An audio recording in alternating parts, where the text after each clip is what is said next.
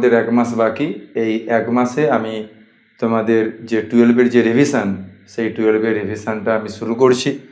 First যে chapter সেটা হচ্ছে স্থির তড়িৎ। এই স্থির তড়িতের প্রতিটা যে টপিক আছে সেই টপিকগুলোকে আমি ভেঙে ভেঙে তাদের সেখান থেকে যে ইনফরমেশানগুলোকে আমি নোট আকারে লিখেছি, দেখো এগুলোকে আমি এক্সপ্লেন করে দিচ্ছি। এই নোটগুলোর সঙ্গে সঙ্গে কিছু নিউমেরিক্যাল তোমাদের করতে হবে ওই টপিক রিলেটেড। যে টাইপের প্রশ্ন আসে সব নিউমেরিক্যাল করা সম্ভব না, কিন্তু এই টাইপগুলো করলে এর বাইরে কিন্তু কোনো প্রশ্ন আসবে না। তাহলে শুরুতেই আমরা যাই। স্থির তড়িৎ বলতে বোঝায় একটা আধান, সাধারণ অবস্থায় কোনো বস্তুতে আধান থাকে না, তার মোট আধানের মান 0 হয়। যখন বস্তুটা অন্য কোনো বস্তুর সঙ্গে মূলত ইলেকট্রন দেওয়া নেওয়া করে, তখন যে বস্তু ইলেকট্রন বর্জন করে সে ধনাত্মক আধানে আহিত হয়, আর অন্য যে বস্তুটা যে ইলেকট্রন গ্রহণ করলো সে ঋণাত্মক আধানে আহিত হয়। তার মানে ধনাত্মক আধান সৃষ্টি হোক বা ঋণাত্মক আধান সৃষ্টি হোক, এর মূলে রয়েছে ইলেকট্রন। এই যে আধান সৃষ্টি হয়েছে, এই আধানের যে ধর্মগুলো সেগুলো একটু আমাদের দেখে নেব। সকলের প্রথমে আমি লিখে রেখেছি, দেখো তোমাদের সুবিধার্থে, তড়িৎ আধানের ধর্মাবলী, প্রপার্টিস অফ ইলেকট্রিক চার্জ। ভরের মতো আধানও বস্তুর একটি মৌলিক স্বকীয় ধর্ম। ভর যেমন কোনো বস্তু মানেই তার ভর থাকবে, আধানও কিন্তু বস্তুর মৌলিক স্বকীয় ধর্ম। তার নেট আধান থাকতে পারে বা নাও থাকতে পারে, কিন্তু সেই বস্তুটা সবসময় দুটো আহিত কণা দ্বারা সৃষ্টি, মৌলিক আহিত কণা ইলেকট্রন এবং প্রোটনের সমন্বয়ে কিন্তু তৈরি হবে। তাই আধানও কিন্তু পদার্থের একটা মৌলিক স্বকীয় ধর্ম। ইলেকট্রনের বিনিময়ের ভিত্তিতেই ধনাত্মক ও ঋণাত্মক আধান বস্তুতে তৈরি হয়।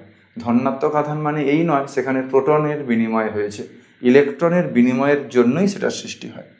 কোনো বিচ্ছিন্ন সংস্থায় মোট আধানের পরিমাণ অপরিবর্তিত থাকে। আধানকে সৃষ্টি বা ধ্বংস করা যায় না। বিচ্ছিন্ন মানে একটা সংস্থার মধ্যে যে বস্তুগুলো রয়েছে সেই বস্তুগুলোতে যদি ইলেকট্রন দেওয়া নেওয়া করে, সেক্ষেত্রে তার মোট আধান সেটা কিন্তু অপরিবর্তিত থাকবে। ইলেকট্রন এই মৌলিক কণাগুলোকে সৃষ্টি বা ধ্বংস করা যায় না, কেবলমাত্র একটা বস্তু থেকে অন্য বস্তুতে স্থানান্তর করা যায়। তাহলে এটা একটা কী রাশি না স্কেলার রাশি। আধান কোয়ান্টায়িত। আধান কোয়ান্টায়িত কিউ ইকুয়ালস টু এনি, অর্থাৎ কোনো বস্তুতে যে আধান উৎপন্ন হবে এটা একটা মৌলিক যে কণা ইলেকট্রন, সেই ইলেকট্রনের পূর্ণ সংখ্যার গুণিতক হবে। অর্থাৎ কোনো বস্তুতে আধান সেটা ইলেকট্রনের পূর্ণ সংখ্যার গুণিতক, ইলেকট্রনের কখনো ফ্র্যাকশন হতে পারে না। এটা একটা স্কেলার রাশি, আমি এখানেও লিখে রেখেছিলাম, এটা একটা স্কেলার রাশি। আর এটাও একটা, কিন্তু এখানে আবার আমি আলাদা করে রেখেছি, এটা স্কেলার রাশি। কেন স্কেলার রাশি? এখানে মোট আধানের মান যদি বের করতে হয় তাহলে সেক্ষেত্রে বীজগাণিতিক যোগফল করলেই হবে, সেখানে ভেক্টর যোগ করার কোনো প্রয়োজনীয়তা নেই। ওকে, তাহলে আধান কোয়ান্টায়িত এটা বোঝালাম। এবার দেখো, আধান আপেক্ষিকভাবে অপরিবর্তনীয় কথাটার মানে হচ্ছে, দেখো কিউ স্থির আর কিউ গতিশীল সমান। এই কথাটার মানে যদি কোনো বস্তুর বেগ থাকে, আপেক্ষিক তত্ত্ব অনুযায়ী তার বেগ যদি আলোর বেগের কাছাকাছি যায় তাহলে তার ভর কিন্তু পরিবর্তিত হতে পারে।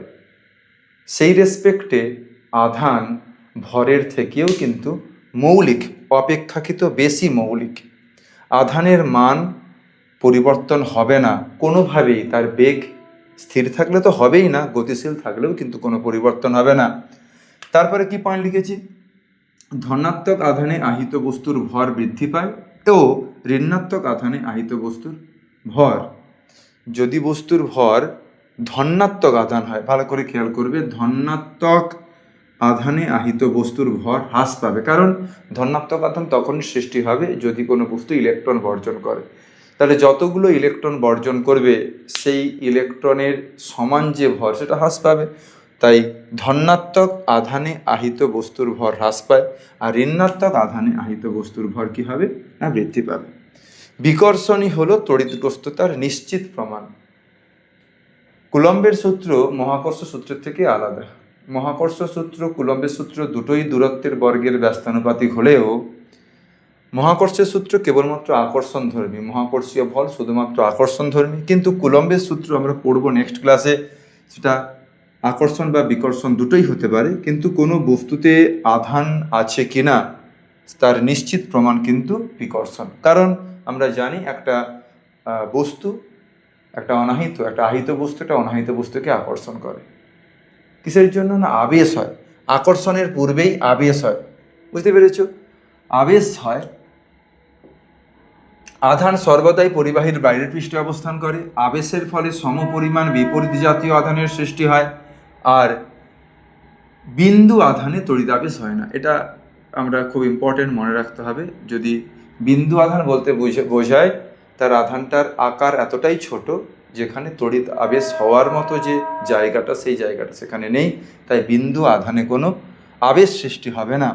সমজাতীয় আধান পরস্পরকে বিকর্ষণ করে এবং বিষম জাতীয় আধান পরস্পরকে আকর্ষণ করে। সূত্রগুলো পড়তে হবে। সূত্রগুলো দেখো কোনাতে লেখা আছে। আধানের তলমাত্রিক ঘনত্ব। আধান সবসময় পরিবাহীর বাইরের পৃষ্ঠে অবস্থান করবে।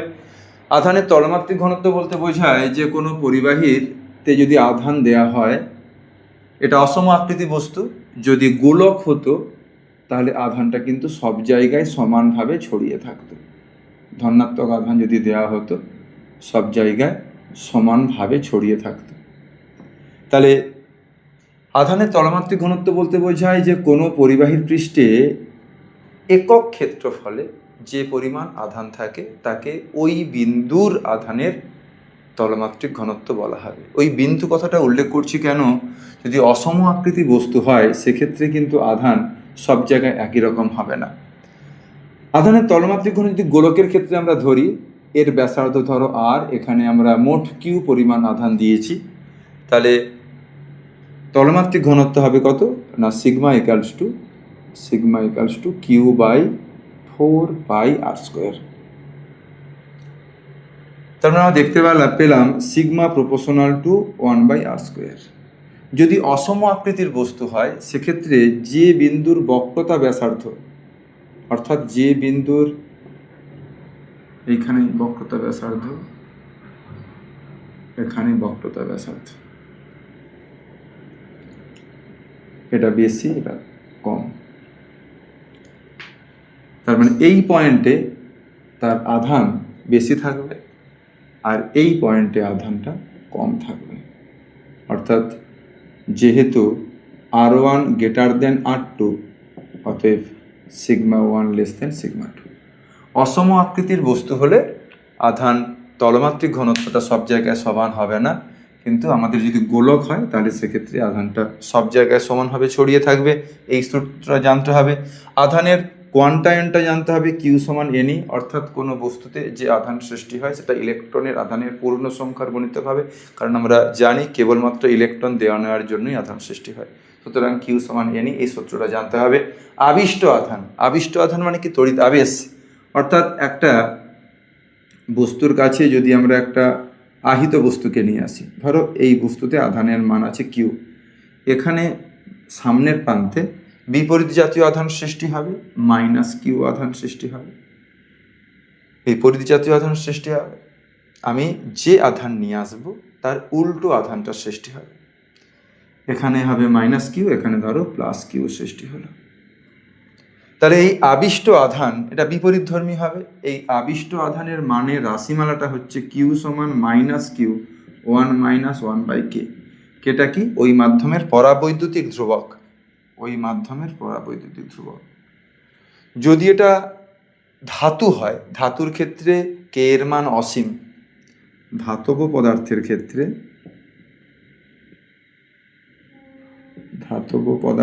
ক্ষেত্রে কে এর মান অসীম হয়, তখন কিউ সমান -কিউ। অর্থাৎ যদি আমি +কিউ আধান নিয়ে আসি তাহলে এখানে -কিউ আধান সৃষ্টি হবে এবং এখানে +কিউ আধান সৃষ্টি হবে। ঠিক আছে?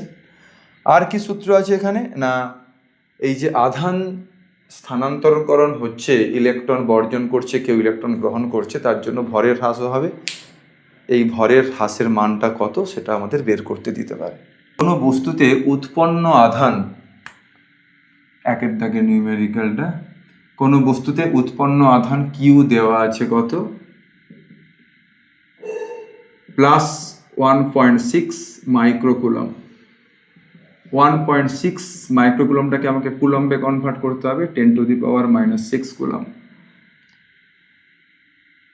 হলে স্থানান্তরিত ইলেকট্রনের সংখ্যা নির্ণয় করতে বলেছে। তার মানে বুঝতেই পারছো, প্লাস মানে কি ইলেকট্রন বর্জন করেছে, তার মানে যে বস্তুটা ধনাত্মক আধানে আহিত সে ইলেকট্রন বর্জন করেছে অন্য বস্তুকে। তাহলে বর্জিত ইলেকট্রনের সংখ্যা, বর্জিত ইলেকট্রনের সংখ্যা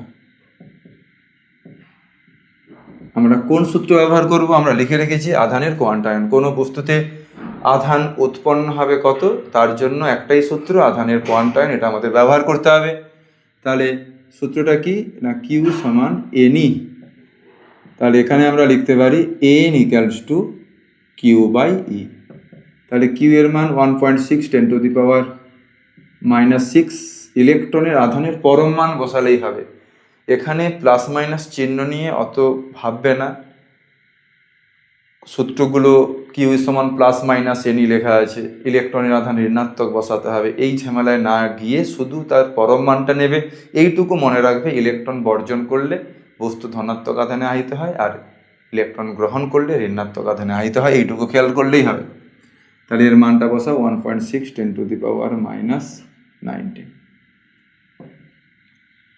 তাহলে এটা হয়ে যাবে 10⁻13 টি। তার মানে বস্তুটা 10⁻13 সংখ্যক ইলেকট্রন বর্জন করেছে। এটা হচ্ছে বর্জিত ইলেকট্রনের সংখ্যা। তারপরে আমি দিয়েছি যে তার ভর হ্রাস কত হবে। তাহলে ভর হ্রাস, এটা একটা ফার্স্ট পার্ট করলাম, ভর হ্রাসের মান কত?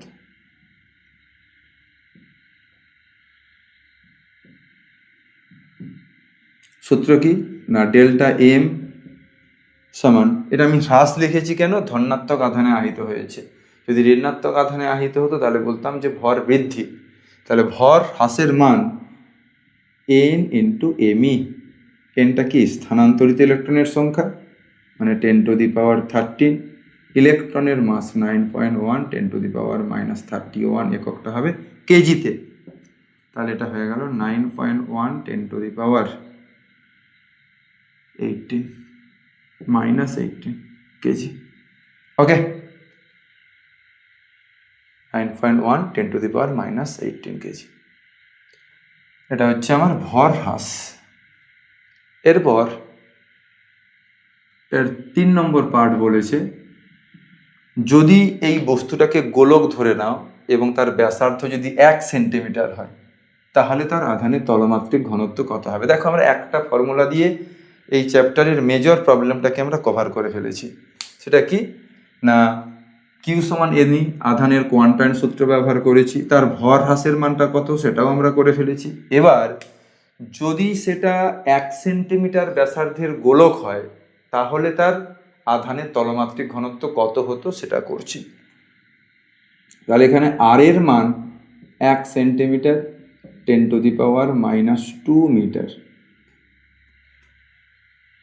তাহলে সিগমা, গোলাকার বস্তুর ক্ষেত্রে সিগমা হয় কিউ বাই 4πr²। মান বসিয়ে দাও, 1.6 10⁻−6, 4π, আর এর মান 10⁻−2 এর হোল স্কোয়ার। তার মানে এটা হলো 1.6 by 4π into 10⁻−2 coulomb per metre square.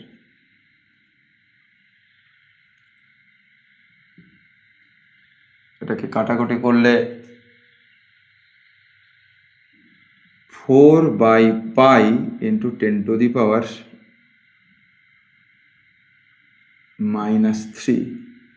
Coulomb per metre square. Okay, এই প্রশ্নটা ভালো করে বোঝো। এই তিনটের মধ্যে কোনো একটা পরীক্ষায় আসতে পারে।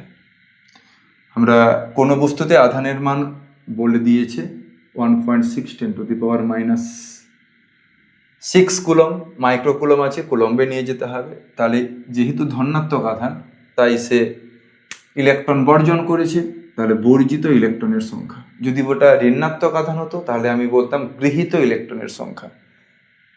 তাহলে কোন সূত্র ব্যবহার করলাম না, আধানের কোয়ান্টায়ন সূত্র। আমাকে বুঝতে হবে যে কোন সূত্রটা ব্যবহার করলে সেটা হবে। এটাই সূত্র আছে, আর অন্য কোনো সূত্র নেই। এবার ভর হ্রাস। ভর হ্রাসের মান কি না, কতগুলো ইলেকট্রন গ্রহণ বা বর্জন করেছে, কারণ ইলেকট্রনটা ভর রয়েছে, ইলেকট্রনের ভর রয়েছে, আধানের সঙ্গে সঙ্গে ভরও রয়েছে। তার ভরের মান কত না 9.1 10⁻³ কেজি। 10⁻³ ইলেকট্রনটা বর্জন করেছে, তাহলে তার ভর হ্রাস হবে এত কেজি। আমার কোশ্চেন ছিল এটা, যদি ওই বস্তুটা 1 সেন্টিমিটার ব্যাসার্ধের গোলক হতো, পরিবাহী গোলক হতো, তাহলে তার পৃষ্ঠে আধানের তলমাত্রিক ঘনত্ব কত হতো? তাহলে সিগমা সমান Q/4πr²। তাহলে কিউ এর মান বসিয়েছি, এটাই হয়ে গেল আমার উত্তর। এবার 2 নম্বর প্রশ্ন। পরিবাহী গোলক, প্রথমটার ব্যাসার্ধ r, 2r এবং r। প্রথমটাতে আধান হচ্ছে 4Q, এটাই আধান আছে Q। এবার বলছে সুইচ অন করলে, যদি সুইচ অন করা হয় তাহলে কি ঘটনা ঘটবে? দেখো, এর যে বিভব এবং এর বিভব, এর ধনাত্মক আধান মানে এর বিভব ধনাত্মক, এর ঋণাত্মক আধান এর বিভব ঋণাত্মক। তাহলে 2 নম্বর কোশ্চেনে প্রথম যে গোলকটা তার বিভবের মান বেশি, ধনাত্মক আধান পজিটিভ, আর দ্বিতীয়টা ঋণাত্মক মানে নেগেটিভ। তার যেই সুইচ অন করবে এদের মধ্যে আধানের বিনিময় হবে। দুটো পরিবাহী, তাদের ব্যাসার্ধ আলাদা, আধানের বিনিময় করবে। কতক্ষণ? যতক্ষণ না তারা সমান বিভবে আসবে। ওকে, প্রশ্ন বলেছে সুইচ অন করার পর তাদের তলমাত্রিক ঘনত্ব। তাহলে এখন আমি বের করব যে সমান বিভবে আসতে গেলে কি করতে হবে না, আধানের মানটা বের করতে হবে। তাহলে এখন এই বস্তুতে আধানের মান যদি এটা থাকে, তাহলে মোট আধানটাকে তারা তাদের ধারকত্ব অনুযায়ী ভাগ করে নেবে। সমান ব্যাসার্ধ দিয়ে দিলে খুব সহজে করে দেওয়া যায় Q1 + Q2/2। দেখো আস্তে আস্তে, আমি প্রথমটার আধান Q1, ক্যাপিটাল Q1 এর মানটা 4Q, ক্যাপিটাল Q এর মানটা -Q। আধান কি রাশি? স্কেলার রাশি। তাহলে এখন মোট আধানটা কত? Q টোটাল, মোট আধানটা কত? আধান স্কেলার রাশি, স্কেলার রাশি মানে মোট আধানের মান তাদের বীজগাণিতিক যোগফলের সঙ্গে সমান হবে। তাহলে Q টোটাল সমান Q1 + Q2, 4Q - Q, 3Q। এই যে 3Q আধান, এই 3Q আধানটাকে ওরা ভাগ করবে। কি করে ভাগ করবে? এর যে ফর্মুলাটা হবে, তাহলে সমান বিভবে আসার পর, সমান বিভবে আসার পর তাদের আধান যথাক্রমে Q1 সমান মানে অন্তিম আধান সমান মোট আধান, ফর্মুলাটা মনে রাখবে, Q টোটাল বাই মোট ব্যাসার্ধ মানে R1 + R2 into R1।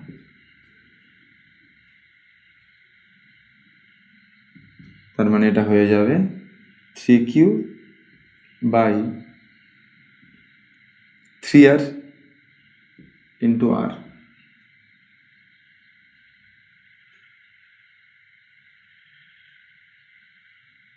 Into প্রথমটার 2R।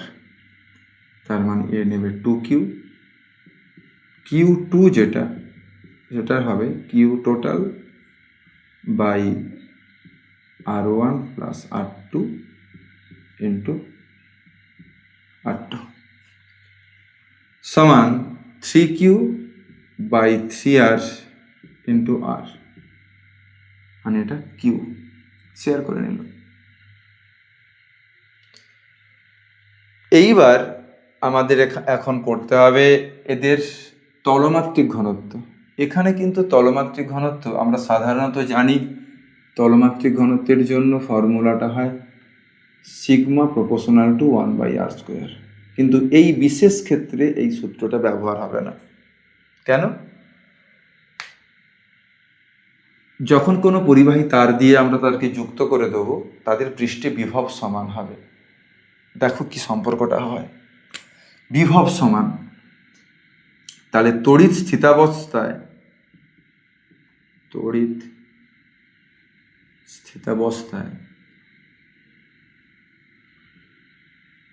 বিভব আমাদের সমান হচ্ছে V1 সমান V2। সিজিএস পদ্ধতিতে বিভবের ফর্মুলা হবে Q1/R1 সমান Q2/R2। বিভবের ফর্মুলা V সমান Q/R। এটা কনস্ট্যান্ট। এখন আমরা কনস্ট্যান্টটাকে 1 ধরে নিয়েছি। 1 কখন না সিজিএস পদ্ধতিতে বায়ু মাধ্যমের জন্য। যদি সিজিএস আর বায়ু নিয়ে নিই তখন এইটা ফর্মুলা, বিভবের ফর্মুলা হবে সিম্পলি Q/R। তাহলে Q1/R1 সমান Q2/R2। এবারে Q1 এর জায়গায় আমি লিখতে পারি 4πR1²।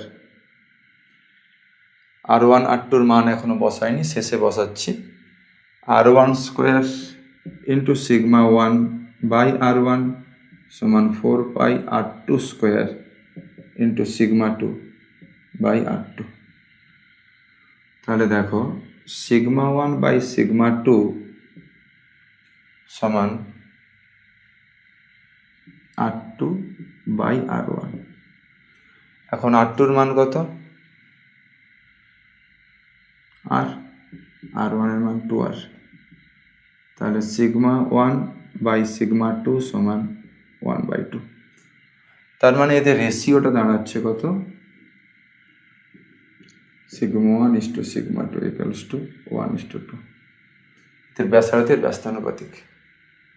এটা হয় কখন না সমবিভব সম্পন্ন কোনো পরিবাহী তাদের যে আধানের তলমাত্রিক ঘনত্ব সেটা কিন্তু ব্যাসার্ধের বর্গের সঙ্গে ব্যস্তানুপাতিক নয়, ব্যাসার্ধের সঙ্গে ব্যস্তানুপাতিক হচ্ছে। একটু ভালো করে খেয়াল করবে, খুব ইম্পর্টেন্ট কোশ্চেন। দুটো গোলক, তাদের ব্যাসার্ধ এবং তাদের আধান দেয়া ছিল, সুইচ অন করা হলো, ওদেরকে মানে আধান চলাচল করার জন্য সুযোগ করে দেওয়া হলো। সেক্ষেত্রে আধানের তলমাত্রিক ঘনত্ব কি হবে, এই নিউমেরিক্যালটা আমরা কোশ্চেন ব্যাংকে বিভিন্ন জায়গায় প্রচুর দেখতে পাও। 27টি সম আধান এবং সম ব্যাসার্ধের পারদবিন্দু যুক্ত হয়ে একটি বড় বিন্দু গঠন করলো। দুই ক্ষেত্রে আধানের তলমাত্রিক ঘনত্বের অনুপাত কত হবে? এটা কমন প্রশ্ন। 27টা অ্যাকচুয়ালি শুরুতেই আমরা করে নিই। ধরে নাও যে ছোট যে বিন্দুগুলো ছিল, ছোট বিন্দুগুলো তাদের আধান স্মল কিউ, ব্যাসার্ধটা স্মল আর। বড় যেটা হয়েছে তার ব্যাসার্ধ ক্যাপিটাল আর আর আধান ক্যাপিটাল কিউ। ক্যাপিটাল কিউটা হবে কত? 27 স্মল কিউ। কিন্তু ব্যাসার্ধটা তো কিন্তু এটা হবে না। তাই ব্যাসার্ধটা করতে গেলে ভরের সংরক্ষণ থেকে আমরা করি। অ্যাকচুয়ালি এটা আমরা করি ভরের সংরক্ষণ সূত্র থেকে।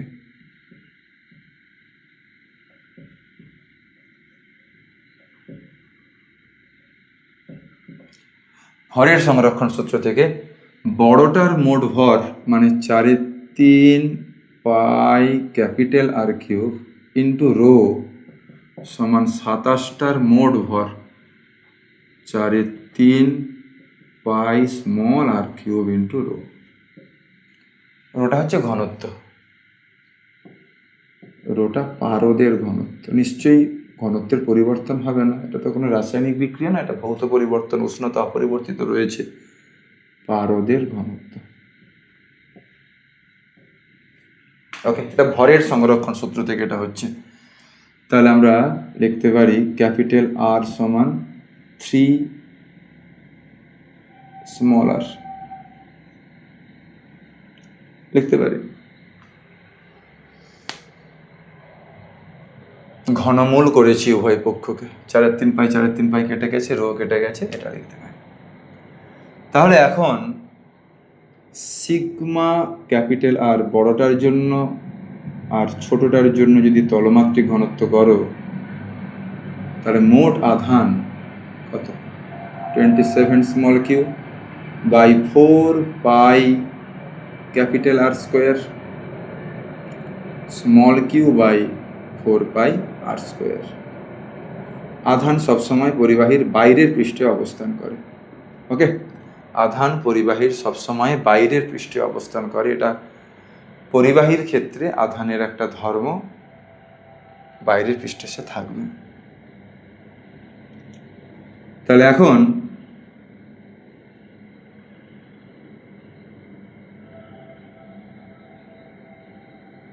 নিচেরটা তো স্মল আর হবে 27 by r square into r square, কিউটা তো কেটে গেছে, তার মানে 27 আর এর মানটা হচ্ছে 9 আর স্কোয়ার ইন্টু আর স্কোয়ার। অতএব বড়টার যে পৃষ্ঠে তলমাত্রিক ঘনত্ব সেটা বেড়ে যাচ্ছে, অনুপাতটা কত না 3:1।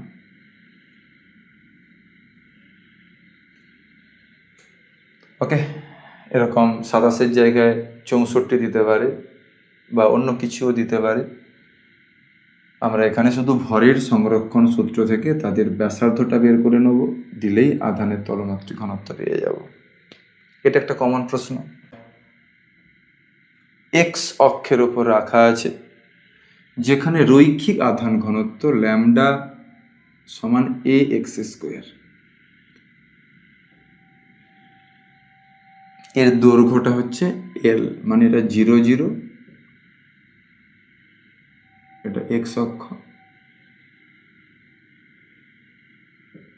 এটা এক্স অক্ষ,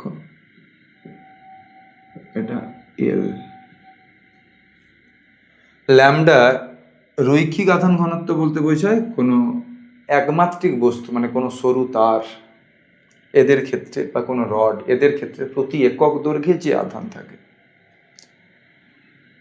যদি এটা সুষম হতো তাহলে আমরা বলে দিতাম ল্যামডা ইন্টু ক্যাপিটাল এল। সুষম হলে, সুষম আধান বন্টন হলে আমরা মোট আধান কিউ সমান ল্যামডা ইন্টু এল করে দিতাম, মানে এ এক্স স্কোয়ার ইন্টু এল করতাম। কিন্তু এটা হবে না, এটা হবে না, এক্ষেত্রে হবে না। কেন হবে না? এক্ষেত্রে যে আধানটা সেটা সুষমভাবে নেই। যদি আধানটাকে লেখচিত্র টানা যায়, তার যে ল্যামডা আর যে দূরত্ব, সেটা দূরত্ব বাড়ার সঙ্গে সঙ্গে অধিবৃত্তাকারভাবে বাড়ছে। তাই আমরা এই সূত্রটা ব্যবহার করে মোট আধান বের করতে পারবো না। কী করতে হবে না, ইন্টিগ্রেশন করতে হবে। আমি ধরলাম এক্স দূরত্বে একটা ক্ষুদ্র অংশ ডিএক্স নিলাম, এই ডিএক্স অংশে আধানটা কত আছে বের করব, দিয়ে ইন্টিগ্রেশন করলেই হবে। ওকে, তাহলে মনে করি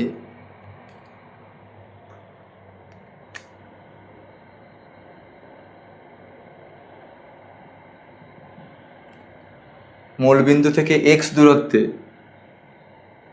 ও থেকে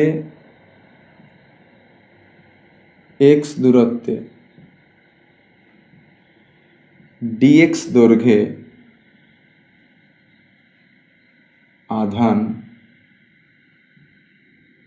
ডি কিউ সমান একক দৈর্ঘ্যে আধান ইন্টু ওই অংশের দৈর্ঘ্য, অর্থাৎ এ x square dx.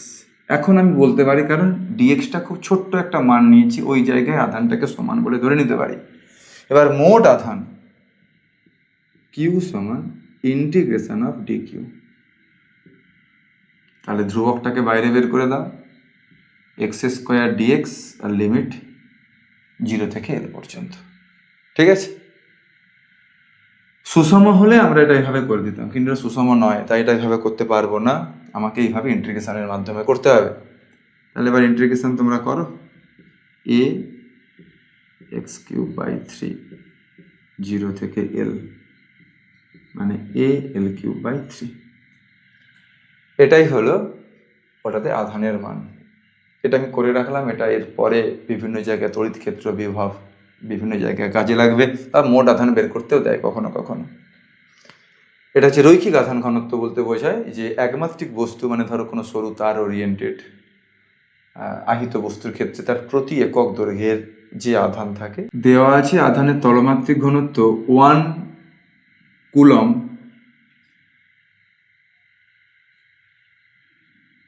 Metre to the power -2। তাহলে সিজিএস এককে এর মানটা কত হবে? Stat coulomb X stat coulomb centimetre to the power -2।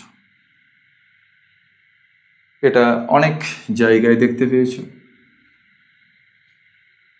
তাহলে এক্স এর ভ্যালুটা কত?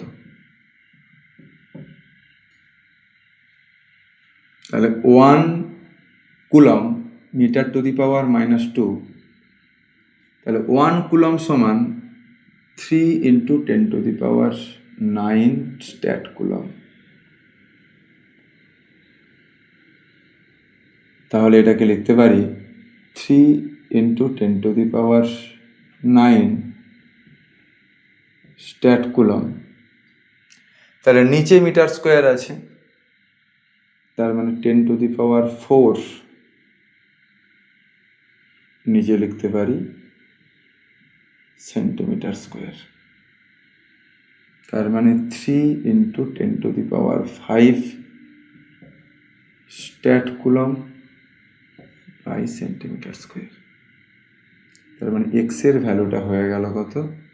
এক্স 3 × 10⁵,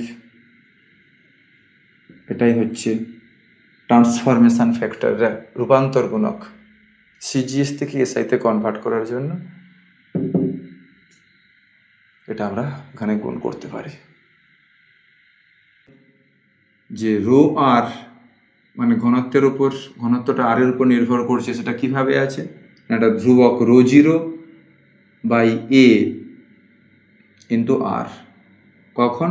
যখন আর লেস দেন ইকুয়াল টু এ, মানে এর ব্যাসার্ধটা হচ্ছে এ, আর 0 যদি আর এর মান ব্যাসার্ধ থেকে বেশি হয় তখন 0। বলছে এরকম একটা আধান ডিস্ট্রিবিউশনে তাহলে এখানেও বুঝতে পারছো যে এখানে আধানটা কিন্তু সুষমভাবে নেই। যদি আধান সুষমভাবে থাকতো তাহলে তার আয়তনমাত্রিক ঘনত্ব এবং তার আয়তন দিয়ে গুণ করলেই আমরা পেয়ে যেতাম।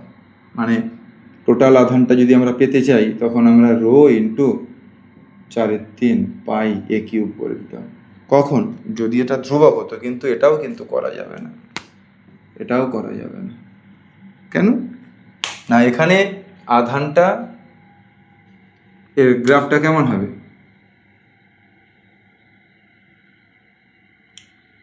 এইভাবে রো, এদিকে ব্যাসার্ধ, তারপরেই আধানটা আর নেই। কখন? না স্মল আর ইকুয়ালস টু এ, তারপর আধান 0 হয়ে গেছে। এটা হচ্ছে তার লেখচিত্র। তাহলে এইরকম করার জন্য আমাকে একটা ছোট্ট খোলক ভাবতে হবে।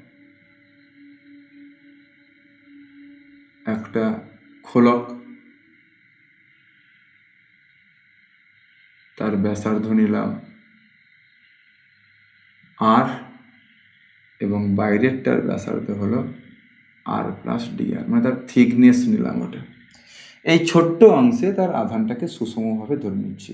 এটাই আমাদের ডিফারেন্সিয়েশনের কনসেপ্ট।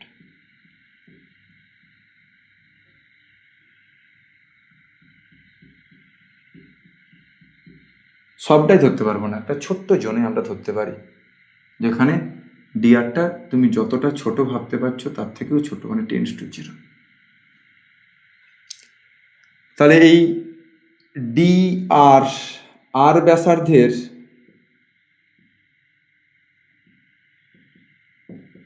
ডিআর বেধের খোলকে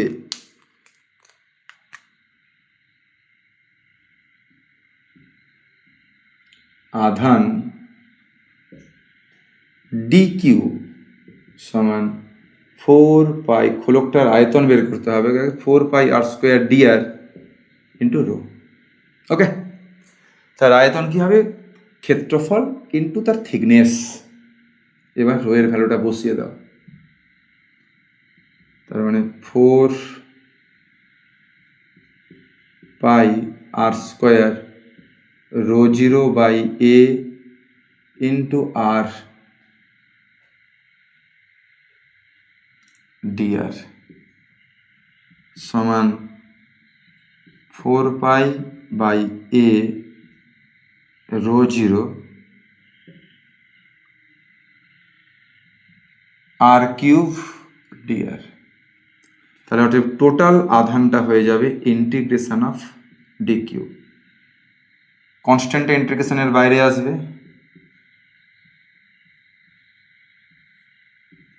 আর কিউব ডিআর। লিমিট বসাও 0 থেকে এ পর্যন্ত। এবার সেই X to the power N এর formula, integration of X to the power N dx, X to the power N plus 1 by N plus 1 plus C, অনির্দিষ্ট সমাকলন হলে। আর এখানে আমি লিমিট বসিয়েছি যেখানে এনটা নট ইকুয়ালস টু -1।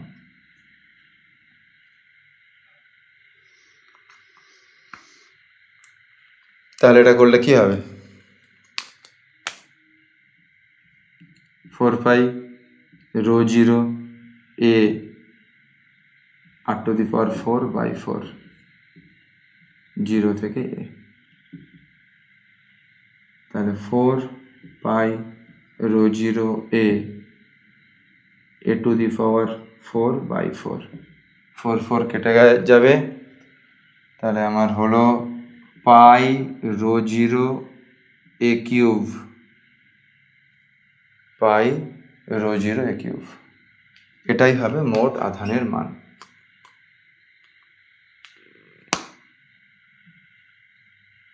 ওকে, দেখো আজকে আমার প্রথম ক্লাস আমার ইউটিউব চ্যানেল দিশা ইনস্টিটিউট।